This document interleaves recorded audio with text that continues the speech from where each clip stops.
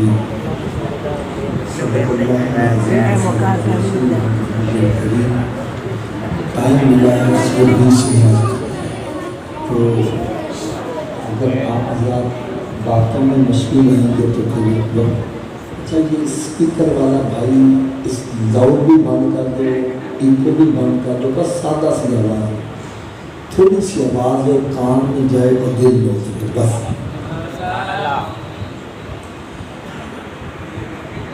پیارے آقا حضرت محمد مصطفیٰ صلی اللہ علیہ وسلم نے ارشاد فرمایا کہ جو میرا امتی روزانہ 50 مرتبہ، کتنے مرتبہ؟ تھوڑا سا مجھے بات سے جو میرا امتی روزانہ 50 مرتبہ مجھ پر درود پاک پڑھتا ہے تو کل بروز قیامت میں خود اس کے ساتھ مصافحہ فرماؤں گا۔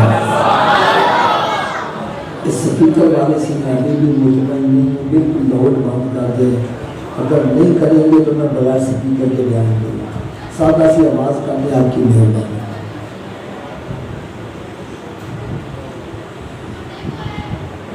آج سے کچھ عرصہ پہلے ہمارے مغل پورے میں بارشوں کی وجہ سے نقصان کافی ہوا تھا۔ اس وقت صدر ضیاء الحق علاقے کا دورہ کرنے آیا، اس نے علاقے کے کونسلر کے ساتھ مل کے دورہ کیا اور دورے کے دوران کونسلر کے ساتھ مصافحہ بھی کیا۔ کونسلر صاحب نے تصویر بنوا کر اپنے گھر میں رکھی تھی، جو بھی آتا کہتا دیکھو صدر نے میرے ساتھ مصافحہ کیا، دیکھو صدر نے میرے ساتھ مصافحہ کیا۔ میں نے کہا جو صدر سے مصافحہ کرے وہ بڑی شان والا، اور جو امام الانبیاء کے ساتھ مصافحہ کرے وہ کتنی شان والا۔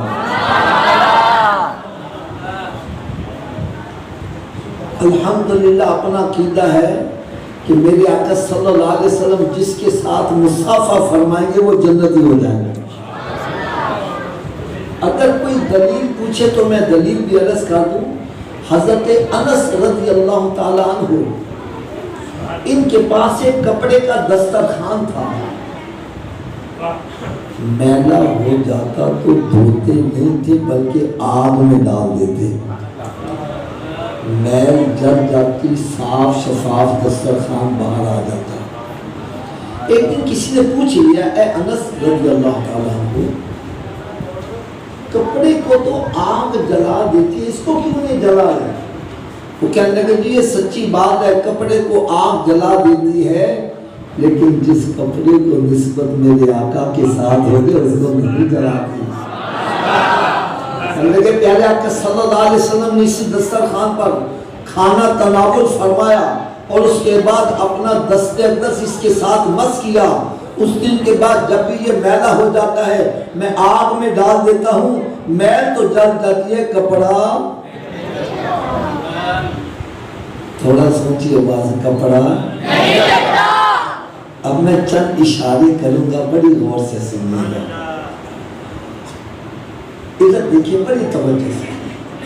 جس کپڑے کے ساتھ میرے آقا صلی اللہ علیہ وسلم کا دست تھوڑی دیر مس کر جائے اس کو آگ نہیں لگتی، تھوڑا سوچیے بات سے، اس کو آگ نہیں لگتی۔ تو جس ماں کے شکم میں سرکار 9 ماہ تک جلوہ فریز رہے، اس ماں کی شان کا عالم۔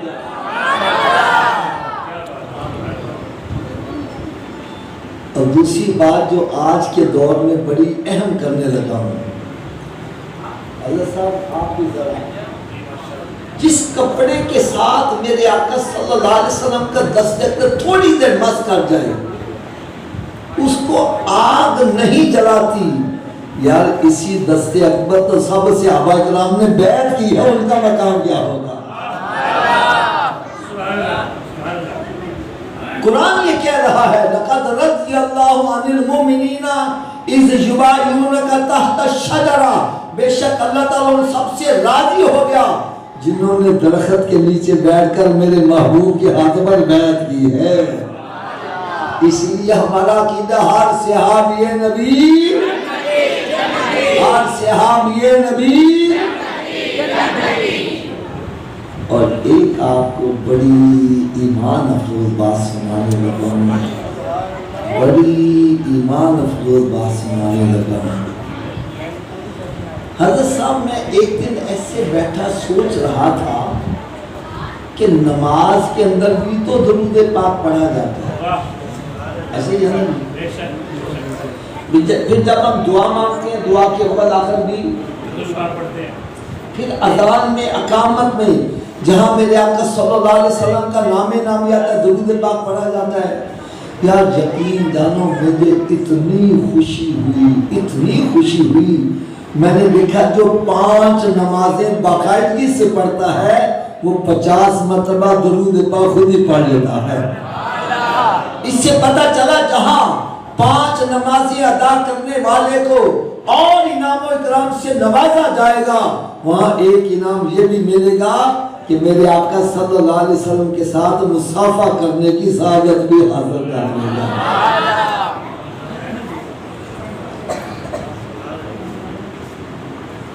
اب میں آپ سے ایک بات عرض کرنے لگا ہوں، بڑے غور سے سنیے گا کہ اللہ تعالیٰ نے ہمیں اتنی شان والے نبی کا امتی بنایا جن کا امتی بننے کے لیے نبی بھی دعائیں کرتے رہے، رسول بھی دعائیں کرتے رہے۔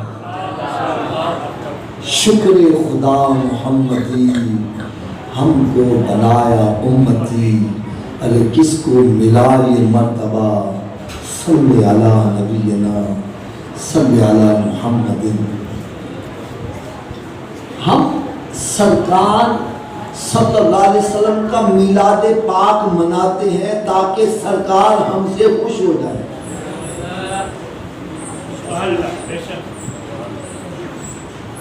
میلاد شریف منانے کا مقصد کیا ہے کہ سرکار ہم سے تھوڑا سا اونچی آواز تو بھائی یہ بالکل اچھی بات ہے، سچی بات ہے۔ سرکار کا ذکر کرو گے رب خوش ہو جائے گا۔ اگر میری بات سے آپ کو اتفاق نہیں ہے یا سپیکر والے سے میرا خیال ہے معذرت کرنی پڑے گی، سپیکر بند کر کے نا تو میرا خیال ہے بغیر سپیکر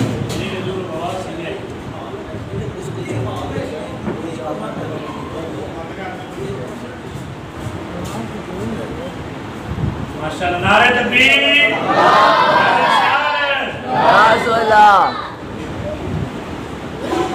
ایک فقیر آپ سے مانگنے کے لیے آتا ہے، وہ کہتے ہیں اللہ جی میری مدد کرو، اللہ تعالیٰ بھلا کرے جی، اللہ تعالیٰ آپ کو ترقی۔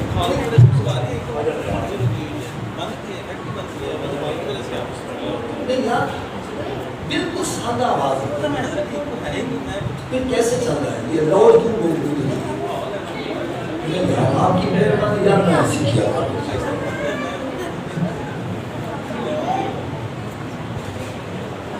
اب سنو میری بات، آپ کے پاس ایک فقیر آتا ہے، وہ کہتا ہے حضرت جی میری مدد کرو، اللہ تعالیٰ تاڑی عمر دراز کرے، اللہ تعالیٰ تانوں ترقی عطا کرے۔ ہو سکتا ہے آپ کا دل اس کے لیے نرم نہ ہو، آپ کا دل اس کے لیے نرم نہ ہو، لیکن اگر وہ اتنا کہہ لے حضرت جی میری مدد کرو، اللہ تعالیٰ تاڑے بچیاں جی خیال کرے، پھر آپ کا دل جلدی سے نرم ہو، آپ جلدی سے نکال کے کوئی دے اور یار پہلے وہ تیرا بھلا چاہ رہا تھا، اس کو کیوں نہیں دیا؟ اور جب تیری اولاد کا بھلا چاہ تو جلدی سے دے دیا، وجہ کیا ہے؟ وہ کہتا ہے بچے سے ماں باپ کو اتنا پیار ہوتا ہے کہ وہ اپنی جان کی بازی لگا دینا پسند کرتا ہے، اپنی اولاد کا بھلا چاہتا ہے، اپنی اولاد کے بھلے کے لیے اپنی جان کو خطرے میں ڈالتا ہے۔ کہنے لگا جب کوئی کسی کے محبوب کا بھلا چاہے تو بندے کا دل نرم ہو جاتا ہے. تو بھائی رب تعالیٰ سے کچھ لینا چاہو تو رب کے محبوب کی خیر چاہو گے, رب تعالیٰ رحمتوں کی بارش کرے. کیونکہ اللہ تعالیٰ کو سب سے زیادہ کائنات میں اگر محبوب ہے تو میرے محبوب کی ذات ہی ہے. اور دوسری بات اور سناؤں, سرکار سے کچھ لینا ہے تو سرکار کی امت کی خیر چاہو یار. حضرت صاحب ایک اہل نظر نے مجھے یہ نسخہ بتلایا, یقین جانو بڑا ایمان افروز ہے. میں آپ سے بھی یہ عرض کرنے لگا ہوں. وہ فرماتے ہیں کہ جب کوئی بندہ یہ دعا کرتا ہے, یہ دعا سبھی سنو غور سے, کہ یا اللہ سونے آقا صلی اللہ علیہ وسلم کے سارے امتیاں دی خیر ہوئے. کیا دعا مانگی؟ کوئی مشکل دعا ہو؟ یا اللہ سونے آقا صلی اللہ علیہ وسلم کے سارے امتیاں دی خیر ہوئے. فرمایا جو سرکار کے امتی کی خیر چاہتا ہے میرے آقا صلی اللہ علیہ وسلم اپنے مزار پر انوار میں مسکرانا شروع کر دیتے ہیں. نبی پاک صلی اللہ علیہ وسلم کو سب سے زیادہ پیار ہے تو اپنی امت کے ساتھ پیار ہے. یار اتنا پیار کہ رب حبلی امتی کہتے ہوئے پیدا ہوئے, حق نے فرمایا کہ بخشا. اور حضرت مولا علی شیر خدا رضی اللہ عنہ ارشاد فرماتے ہیں جب سرکار صلی اللہ علیہ وسلم کو میں نے لحد میں اتارا تو سرکار صلی اللہ علیہ وسلم ہونٹ مبارک ہل رہے ہیں, جب میں نے کان لگائے تو وہاں بھی سرکار امتی امتی پکار رہے ہیں. آج میں سرکار کو خوش کرنے والا ایک اور نسخہ بھی بتلاؤں. سرکار کو خوش کرنے والا ایک اور نسخہ بھی بتلاؤں. وہ نسخہ کیا ہے کہ میرے آقا صلی اللہ علیہ وسلم نے ارشاد فرمایا کہ نماز میری آنکھوں کی ٹھنڈک ہے. حدیث غلط تو نہیں ہے؟ نماز میری آنکھوں کی تھوڑا سا اونچی آواز سے بولیں. اس حدیث کا مطلب کیا نکلتا ہے؟ میں جہاں تک سمجھا ہوں وہ یہ سمجھا ہوں کہ میرے آقا صلی اللہ علیہ وسلم نے ارشاد فرمایا اے میرے امتی جب میں تجھے نماز پڑھتے دیکھتا ہوں میری آنکھیں ٹھنڈی ہو جاتی. اور بات بھی حضرت جی میں سچی کر رہا ہوں. آپ تہجد کے وقت اٹھیں, چاہے سنجا پنی کرنے کے بہانے سے اٹھیں, آگے آپ کا بیٹا جائے نماز پر نماز پڑھ رہا ہو, آپ کی آنکھیں کتنی ٹھنڈی ہوگی. اگر آپ کی آنکھیں ٹھنڈی ہوگی تو میرے آقا صلی اللہ علیہ وسلم کی کتنی ٹھنڈی ہوتی ہوگی. اب ذرا بڑا دل سنبھال کر میری بات سننا. جب ہم نماز پڑھتے ہیں تو سرکار کی آنکھیں مجھے بولو یار, جتنی دیر سب نہیں بولو کہ آگے نہیں چلیں گے یار. جب ہم نماز پڑھتے ہیں تو سرکار کی آنکھیں, جب ہم نماز نہیں پڑھتے چوریاں کرتے ہیں, ڈکیتیاں کرتے ہیں, سودی کاروبار کرتے ہیں, حرام کھاتے ہیں, فرار کرتے ہیں, تاش کھیلتے ہیں, شطرنج کھیلتے ہیں, جوا کھیلتے ہیں, کیا سرکار کی آنکھیں پھر بھی ٹھنڈی ہوتی ہیں؟ اے دیکھو یار میرے سارے سامنے ہاتھ بندے دے, خدا کے لیے جس نبی کا میلاد مناتے ہو آنکھیں بھی اسی کی ٹھنڈی کیا کرو. یہ نہ ہو میلاد تو نبی کا منا رہا ہے اور آنکھیں ٹھنڈی شیطان کی کر رہا.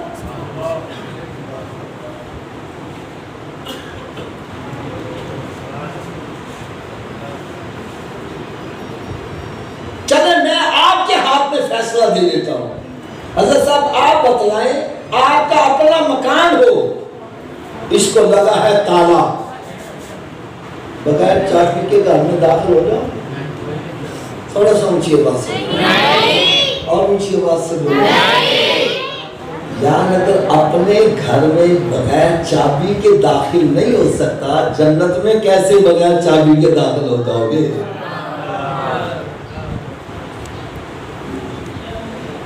آپ کہیں گے حافظ صاحب جنت کی چابی ہے کیا؟ تو میں کہوں گا بھائی جس نبی کا میلاد مناتے انہی سے پوچھو جنت کی چابی کیا ہے۔ تو میرے آقا صلی اللہ علیہ وسلم نے ارشاد فرمایا الصلاۃ مفتاح الجنہ، نماز جنت کی چابی ہے۔ اچھا کنجی اور چابی میں فرق ہے؟ نماز جنت کی کیا ہے؟ بابا جی تسی دسو بغیر چابی دے جنت دا تالا کھول لو گے؟ کچھ ہی بولو نا۔ تو پھر چابی کا بندوبست معلوم تو بات کرنا ہے کہ پہلے کرنا ہے؟ پہلے کرنا ہے۔ کرتے کیوں نہیں؟ یار جب ایڈمٹ کر رہا ہے، تسلیم کر رہا ہے میں بغیر چابی کے جنت کا تالا نہیں کھول سکتا، اور چابی کا بندوبست بھی مرنے سے پہلے ہو سکتا ہے، مرنے کے بعد نہیں ہو سکتا۔ اور جب مسجد سے صدا آتی ہے حیا علی الصلاۃ، آؤ چابی کے لیے، کیوں بیٹھا گپے مار رہا ہے؟ کیوں بیٹھا فرار کر رہا ہے؟ کیوں بیٹھا فلمیں ڈرامے دیکھتا ہے؟ ارے کیوں بیٹھا کاروبار کر رہا ہے؟ تجھے چاہیے سب کام چھوڑ کے مسجد کی طرف چل۔ کوئی پوچھے حضرت جی کدھر چلے گے؟ بتلا میں جنت کی چابی لینے جا رہا ہوں۔ کیا لینے جا رہا ہوں جی؟ جنت کی چابی۔ اچھا اگر آپ ناراض نہ ہوں، حضرت صاحب اجازت نہیں تو ایک پہلی سی بات نہیں کیا، پریشان تو نہیں ہوگی؟ یار اگر جنت کی چابی کا بندوبست نہ کیا تو پھر کدھر جانا پڑے گا؟ کیا دوزخ کی آگ برداشت کر لیں گے؟ آج ایک جلتی سگریٹ پر ننگا پاؤں آ جائے ایک دم اچھل پڑتا ہے، سگریٹ کی آگ برداشت نہیں کر سکتا ہے، دوزخ کی آگ کیسے برداشت کرو گے؟ حدیث پاک میں ہے جہنمیوں میں سے جس کو سب سے ہلکا عذاب دیا جائے گا وہ یہ کہ اس کو دوزخ کی جوتیاں پہنائی جائیں گی، اور اس کی اتنی تپش ہوگی کہ اس کی تپش کی وجہ سے بندے کا دماغ اس طرح کھول رہا ہوگا جیسے ہنڈیوں میں پانی ابل رہا ہوتا ہے۔ کیا خیال ہے دوزخ کی عذاب برداشت کر لیں گے؟ کچھ ہی بولے اگر دوزخ میں نہیں جانا پھر جنت کا بندوبست کچھ ہی بولو یار، کرنا پڑے گا نا۔ چلے حضرت صاحب آپ ہی بتلا دو، کیا ہر چابی ہر تالے کو لگ جاتی ہے؟ اس کی کیا وجہ ہے؟ چلو وجہ بھی میں بتلا دوں۔ تالے میں اصل میں لیور ہوتے ہیں، جتنے لیور کا تالا ہوگا چابی کو اتنے دانتے پڑے ہوں گے تو چابی گھومے گی، چابی گھومے گی تو تالا کھلے گا نا۔ تو آؤ آج میں سرکار کے میلاد پر آپ کو یہ بھی بتلا دوں، جو جنت کو تالا لگا اس کے 5 لیور ہیں۔ کتنے لیور ہیں؟ 5۔ بولو یار۔ پہلے لیور کا نام ہے فجر، دوسرے کا نام، تیسرے کا، چوتھے کا، 5ویں کا، جو ایک نماز پڑھتا ہے ایک دانتا ڈال رہا ہے، کیونکہ تالا کھل جائے گا؟ 2 نل، 3 نل، کتنا کھلے گا؟ تو پھر آج تو بعد کتنے دندے پانے ہیں؟ سب کی آواز نہیں آ رہی۔ اچھا اس سب کی آواز پتہ کیوں نہیں آ رہی؟ حافظی 5 پہن دے کے بھی تو چلو نسخہ بھی میں دس دیا، میرے نسخے پہ عمل کرو سارے ہی نمازی بن جاؤ گے، لیکن ایک شرط ہے نسخہ استعمال کرنا پڑے گا۔ کر لو گے استعمال انشاءاللہ؟ وہ جو نسخہ صرف رہنا میں اگر یہ وجود نماز نہ پڑھے، کیا میں نے کہا جی اگر یہ وجود نماز نہ پڑھے تو اس وجود کو رب کا رزق نہ کھلاؤ، نہ روٹی کھلاؤ نہ پانی پلاؤ۔ حضرت جی بات بھی میں سچی کر رہا ہوں، جو وجود رب تعالیٰ کے آگے نہیں جھکتا کیا وہ اس قابل ہے کہ اس کو رب کا رزق کھلایا جائے؟ اور روٹی سامنے رکھی ہے، اپنے آپ منہ میں تو نہیں جاتی، پکڑ کے لے جاؤ گا تو جائے گی نا، مت لے جاؤ۔ اگر یہ روٹی مانگے بولو پہلے نماز پھر بعد میں روٹی، تو کیا خیال ہے نمازی بن جائے گا کہ نہیں بنے گا؟ تو اس نسخے پر عمل کون کون کرے گا؟ سبھی ہاتھ اونچا کھڑا کر کے انشاءاللہ کا نعرہ لگا دو۔ اب نسخے کی صبح کی دوست بھی سن لو، اتنی دیر تک ناشتہ نہیں کرنا جتنی دیر نماز فجر نہ پڑھ لو۔ ایک بندہ کہنا صبح اٹھنے لگے دیر ہو جائے تھے، میں نے کہا نہ پڑھنا لو بہتر ہے پڑھ لو، اس ویلے اٹھ کے منہ ہاتھ دھوندے جنا تو وضو کر لو، دو سنت تو فرض پڑھ لو، فجر بھی پڑھ لو کہ باقی پڑھنی آسان، فجر بھی رہ جائے شیطان کل اچھا میں کل تو پڑھا گے نہ کل آبی تے نہ نماز پڑھ گئے، اور اتنی دیر تک کوئی اخبار رسالہ نہیں پڑھنا ہے جتنی دیر قرآن پاک کی تلاوت نہ کر رہا ہوں۔ میرے آقا صلی اللہ علیہ وسلم نے شاہ فرمایا اپنے گھروں کو قبرستان مت بناؤ، اپنے گھروں کو ویران مت کرو، ارے گھر بندوں سے آباد نہیں ہوتے، گھر تلاوت کلام پاک سے آباد ہوتے ہیں۔ اور رات کی ڈوز یہ کہ اتنی دیر تک سونا نہیں جتنی دیر 5 نمازیں پوری نہ کر لو۔ 1 منٹ باقی ہے، اس میں آپ کو ایسی پیاری بات سنا دوں آپ کو ساری زندگی مزہ ہی آتا ہے۔ ایک بندہ کہنے لگا حافظ جی میری قسمت ہی پھوٹ گئی ہے، قسمت ہی الٹ گئی۔ میں کہا یار کہاں کے لیے پتا چلے؟ کہنے لگا میں جس کاروبار سے ہاتھ مارنا نقصان ہی ہوتا ہے، جدھر بھلا کرنا برا ہی ہو جاتا ہے، جس اچھے کام سے ہاتھ وہ بھی غلط ہی ہو جاتا ہے، میری تے قسمت ہی الٹ گئی ہے۔ میں نے کہا الٹی قسمت کو سیدھا کرنے کا نسخہ بھی سن لو۔ کہنے لگا ضرور بتلاؤ۔ میں نے کہا بھائی ایک مہر ہوتی ہے نا اسٹیمپ، اس کو پکڑ کے اپنے سامنے کرو، اس مہر پہ الفاظ الٹے لکھے ہوتے ہیں، لیکن جب یہی مہر ایسے جھک جاتی ہے تو الٹے الفاظ۔ میں نے کہا تیری قسمت الٹ گئی ہے، اپنی پیشانی رب کی بارگاہ میں جھکا دے، تیری الٹی قسمت سیدھی ہو جائے گی۔